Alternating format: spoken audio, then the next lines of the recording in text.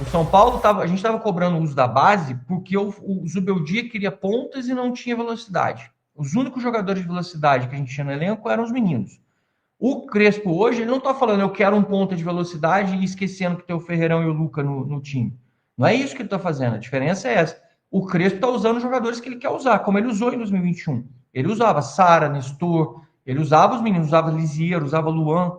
Hoje ele entrou contra o Bragantino, que era um jogo importantíssimo. Ele colocou o Rodriguinho, ele colocou o Rodriguinho ontem também no jogo contra o Juventude, com um placar em 0-0.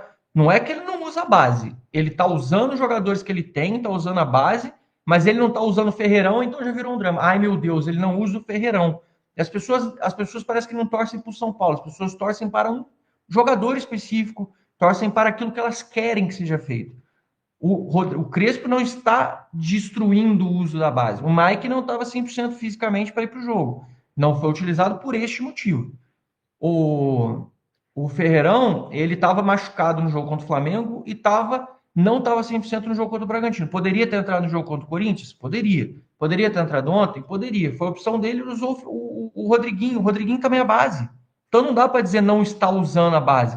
O Baiosa aqui falando, usou o Rian no jogo contra o Flamengo. Perfeito. Temos que parar com essa coisa da gente criar uma crise onde não existe, gente. O Luiz Afonso mandou um superchat aqui. Zanqueta, o Crespo usa 4-2-4? Tem variação? 4-2-4? Não. O que o Crespo faz, o Crespo usa essencialmente a linha de 3 zagueiros.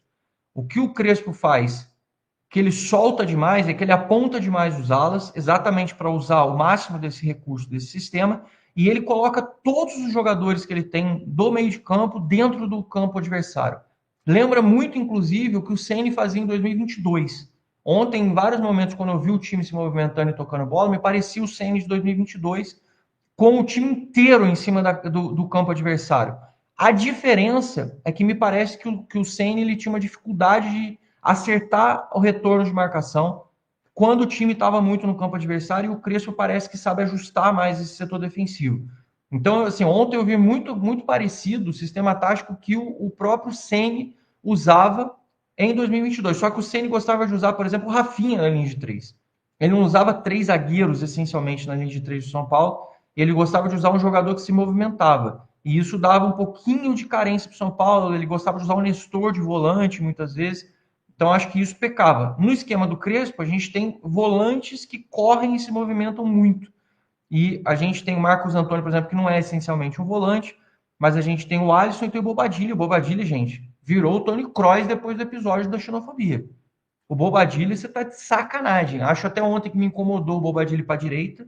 Acho que para mim poderia ter colocado, sei lá, outro jogador, podia ter botado qualquer outro cara na direita do São Paulo. Me incomodou um pouco ter botado o Bobadilha ali. Acho que a gente perdeu muito com o Bobadilha estando longe do meio de campo. Acho que poderia ter botado outro jogador, outra peça, sei lá quem. Ah, mas então botava quem? Cara, sei lá, botava o Luan na direita. Não sei o que ele poderia ter feito ali para poder fazer. Só me incomodou tirar o Bobadilha do meio, porque o Bobadilha estava doutrinando no meio de campo. O Bobadilha está monstruoso nesse momento. Espero que continue.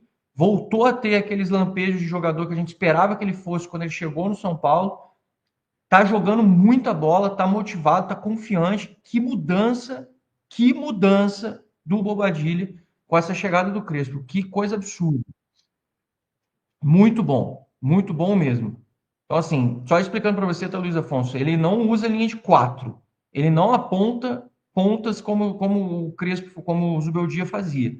O que ele faz é a concentração máxima de jogadores no meio de campo, apontar os alas e apostar muito em movimentação, em alternância de posição. Você pode ver que quando os caras tocam a bola, sempre alguém ultrapassa. Sempre. Ou ultrapassa o atacante, ou ultrapassa o lateral, aí eles fazem um cruzamento, ou eles aparecem no meio de campo e circulam a bola, invertem o jogo rapidamente, para que na outra ponta, quando o time deles faça o balanço, o cruzamento venha no segundo pau e apareça alguém para fazer o cruzamento.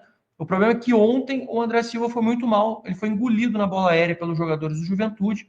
O Luciano também não estava inspirado, ele fez o gol, mas também não foi, vamos ser honestos, não foi um jogo inspirado do Luciano. Ele fez o que ele sabe fazer, que é gols, mas também não foi um jogo inspirado. Mas o São Paulo dominou, teve muito volume de jogo. Era um jogo que, de repente, se a gente tivesse um jogador como o Caleri, seria perfeito. Cara, o Caleri com o Crespo Que pena que o Caleri não está disponível, mas o Caleri ia muito bem. E eu espero que o Dineno vá melhor, porque o jogo de ontem era um jogo que o Dineno poderia estar em campo para poder aproveitar os cruzamentos. Mas vamos lá, Luciano também, que partida fantástica e que declaração linda do Luciano ontem depois do jogo, gostei demais dele falando que ele viu muita gente recusando o São Paulo, grandes jogadores dizendo não para o São Paulo, e ele falando que ele continuou, ele ficou aqui, que desdenharam dele quando ele chegou. O Luciano realmente tem essa coisa muito marcada nele, de terem detonado ele quando ele chegou no São Paulo, torcida, comentaristas, etc., destruindo a contratação dele naquela época. Eu, particularmente, estou isento disso, porque eu sempre gostei do futebol dele.